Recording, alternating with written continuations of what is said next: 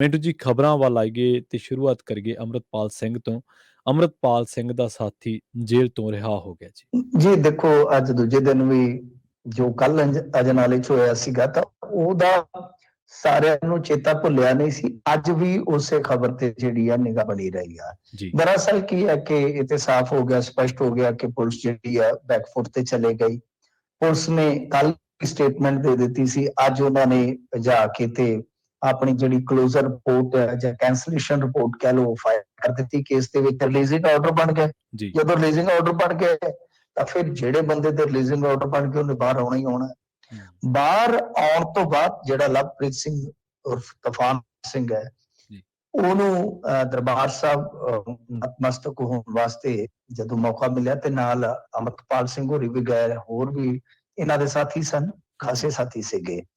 ਤਾਂ ਇਸ ਦਰਮਿਆਨ ਇਹ ਜਿਹੜਾ ਸਾਰਾ ਕੁਝ ਚੱਲ ਰਿਹਾ ਸੀਗਾ ਤਾਂ ਗੱਲ ਇਹ ਹੈ ਕਿ ਖਾਸਾ ਕੁਝ ਅਲੱਗ ਤੋਂ ਚੱਲ ਰਿਹਾ ਸੀਗਾ। ਜੀ ਅਲੱਗ ਤੋਂ ਇਹ ਚੱਲ ਰਿਹਾ ਸੀਗਾ ਕਿ ਇੱਕ ਜਿੱਦਾਂ ਕਹਿ ਲਓ ਕਿ ਸਿੱਖਾਂ ਦੇ ਵਿੱਚ ਹੀ ਐਸਾ ਧੜਾ ਜਿਸ ਨੇ ਇਹ ਕਹਿ ਕੇ ਮੁਖਾਲਫਤ ਕੀਤੀ ਕਿ ਜਿਸ ਤਰ੍ਹਾਂ ਪਾਲਕੀ ਸਾਹਿਬ ਨੂੰ ਨਾਲ ਖੜਿਆ ਗਿਆ ਉਹ ਸਹੀ ਨਹੀਂ। ਥਾਣੇ 'ਚ ਗੁਰੂ ਸਾਹਿਬ ਦੇ ਸਰੂਪ ਖੜਨੇ ਉਹ ਜਾਇਜ਼ ਨਹੀਂ ਆਖੇ ਜਾ ਸਕਦੇ। ਇਹਦੇ ਤੇ ਚਾਹੇ ਰਣਜੀਤ ਸਿੰਘ ਢੱਡਰੀਆਂ ਵਾਲੇ, ਚਾਹੇ ਸੁਖਜੀਤ ਸਿੰਘ ਖੋਸਾਏ, ਇਸ ਤੋਂ ਇਲਾਵਾ ਕੁਛ ਦਮਦਮੀ ਟਕਸਾਲ ਨਾਲ ਜੁੜੇ ਵੀ ਵੀਡੀਓ ਆ ਰਹੇ ਸਨ। ਤਾਂ ਮਤਲਬ ਕਿ ਇਸ ਤਰ੍ਹਾਂ ਇੱਕ ਬਹਿਸ ਛਿੜ ਗਈ। ਸੋਸ਼ਲ ਮੀਡੀਆ ਤੇ ਵੀ ਬਹੁਤ ਵੱਡੀ ਬਹਿਸ, ਜੇ ਤੁਸੀਂ ਵੇਖੋਗੇ ਤਾਂ ਟ੍ਰੈਂਡ ਦੇ ਵਿੱਚ ਆ। ਕੋਈ ਡਿਫੈਂਡ ਕਰ ਰਿਹਾ ਇਸ ਚੀਜ਼ ਨੂੰ, ਜਸਟੀਫਾਈ ਕਰ ਰਿਹਾ ਆਪਣੇ ਤਰੀਕੇ ਦੇ ਨਾਲ, ਕੋਈ ਵਿਰੋਧ ਕਰ ਰਿਹਾ ਕਿ ਨਹੀਂ। ਢੱਡਰੀਆਂ ਵਾਲੇ ਨੇ ਤਾਂ ਤਰਕ ਦਿੱਤਾ ਹੈ ਕਿ ਕੱਲ ਨੂੰ ਕੋਈ ਬੈਂਕ ਲੁੱਟਣ ਵਾਸਤੇ ਲੁਟੇਰਾ ਵੀ ਜੇ ਗੁਰੂ ਸਾਹਿਬ ਦੀ ਆੜ ਲਵੇ ਤੇ ਫਿਰ ਕੀ ਉਹਨੂੰ ਵੀ ਪੁਲਿਸ ਕਹੇਗੀ ਕਿ ਜਾਓ। ਇਸ ਤਰ੍ਹਾਂ ਮਤਲਬ ਕਿ ਇੱਕ ਬਹਿਸ ਛਿੜੀ ਹੋਈ ਹੈ ਕਿ ਇਹ ਗੁਰੂ ਸਾਹਿਬ ਦੀ ਓਟ ਹੈ ਜਾਂ ਆੜ ਹੈ। ਤਾਂ ਇਸ ਤਰ੍ਹਾਂ ਮਤਲਬ ਕਿ ਇਹ ਸਾਰਾ ਕੁਝ ਨਾਲ ਦੀ ਨਾਲ ਹੀ ਚੱਲਿਆ, ਜਿਹੜਾ ਅਜੇ ਵੀ ਚੱਲ ਰਿਹਾ ਹੈ। ਇਸ ਦਰਮਿਆਨ ਕੋਈ ਇਹ ਨਹੀਂ ਹੈ ਕਿ ਵੱਡੀ ਕੋਈ ਇਹਦੇ ਵਿੱਚ ਬ੍ਰੇਕ ਲੱਗ ਗਈ ਆ, ਹਾਲੇ ਵੀ ਇਹ ਬਹਿਸ ਚੱਲ ਰਹੀ ਹੈ। ਤੇ ਦੂਸਰੇ ਪਾਸੇ ਜਿਹੜੇ ਡੀਜੀਪੀ ਆ ਉਹਨਾਂ ਨੇ ਵੀ ਇਸ ਤੇ ਟਿੱਪਣੀ ਕੀਤੀ ਹੈ। ਸਿਆਸੀ ਵਿਰੋਧੀ ਵੀ ਘੇਰ ਰਹੇ ਇਹਨਾਂ ਦੇ ਕਿ ਤੁਸੀਂ ਲਾਅ ਐਂਡ ਆਰਡਰ ਤੇ ਬਿਲਕੁਲ ਫੇਲ ਹੋ ਗਏ। ਡੀਜੀਪੀ ਨੂੰ ਬੋਲਣਾ ਪਿਆ ਕਿ ਦੇਖੋ ਅਸੀਂ ਗੁਰੂ ਸਾਹਿਬ ਦਾ ਸਤਿਕਾਰ ਕਰਦੇ ਸੀ, ਤਦ ਕਰਕੇ ਫੋਰਸ ਸਾਡੀ ਪਿੱਛੇ ਹਟ ਗਈ, ਨਹੀਂ ਤਾਂ ਅਸੀਂ ਭੱਜਣਾ ਥੋੜੀ ਸੀਗਾ।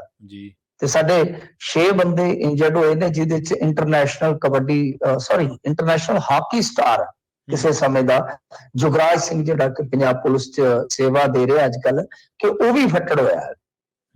ਤਾਂ ਉਹ ਵੀ ਉਹਨਾਂ ਨੇ ਕਿਹਾ ਤੇ ਨਾਲ ਉਹਨਾਂ ਨੇ ਕਿਹਾ ਕਿ ਅਸੀਂ ਦੇਖੋ ਕੋਈ ਸਮਝੌਤਾ ਨਹੀਂ ਕੀਤਾ।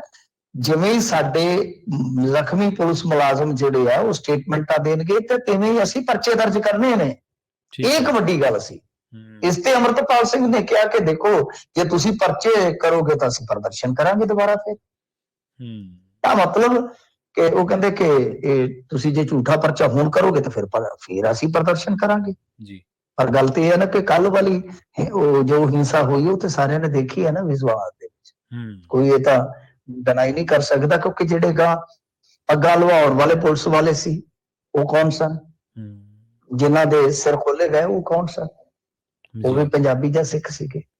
ਤਾਂ ਖੈਰ ਇਹ ਆਪਣੇ ਪੱਧਰ ਤੇ ਇੱਕ ਬਹਿਸ ਚੱਲ ਰਹੀ ਕਿ ਗੁਰੂ ਸਾਹਿਬ ਦੇ ਸਰੂਪ ਉੱਥੇ ਲਿਜਾਣੇ। ਤਾਂ ਇਹਦੇ ਤੇ ਅੰਮ੍ਰਿਤਪਾਲ ਸਿੰਘ ਨੇ ਕਿਹਾ ਕਿ ਦੇਖੋ ਅਸੀਂ ਅੱਗੇ ਖਲੋਤੇ ਸੀ ਗੁਰੂ ਸਾਹਿਬ ਦੇ, ਵੋਟ ਲੈ ਕੇ ਗਏ ਆ, ਛਤਰ ਛਾਇਆ ਗਏ ਆ, ਸੰਘਰਸ਼ਾਂ ਚ ਗੁਰੂ ਸਾਹਿਬ ਦੀ ਅਗਵਾਈ ਲਈ ਜਾਂਦੀ ਹੈ, ਗੁਲਾਮਾਂ ਨਹੀਂ ਹੈ। ਤੇ ਜੇ ਗੋਲੀਆਂ ਚੱਲਦੀਆਂ, ਕਿਉਂਕਿ ਸਵਾਲ ਹੋਇਆ ਨਾ ਕਿ ਜੇ ਉੱਥੇ ਗੋਲੀਆਂ ਚੱਲ ਜਾਂਦੀਆਂ ਜਾਂ ਉੱਥੇ ਕੋਈ ਪਾਣੀ ਦਾ ਵਿਛਾੜ ਵਾਲਾ ਕੰਮ ਚੱਲ ਪੈਂਦਾ ਜਾਂ ਹੋਰ ਕੋਈ ਬਲ ਪ੍ਰਯੋਗ ਹੁੰਦਾ, ਉਹ ਕਹਿੰਦੇ ਵੀ ਅੱਗੇ ਖਲੋਤੇ ਸੀ ਅਸੀਂ, ਪਹਿਲਾਂ ਗੋਲੀਆਂ ਸਾਡੇ ਵੱਜਦੀਆਂ।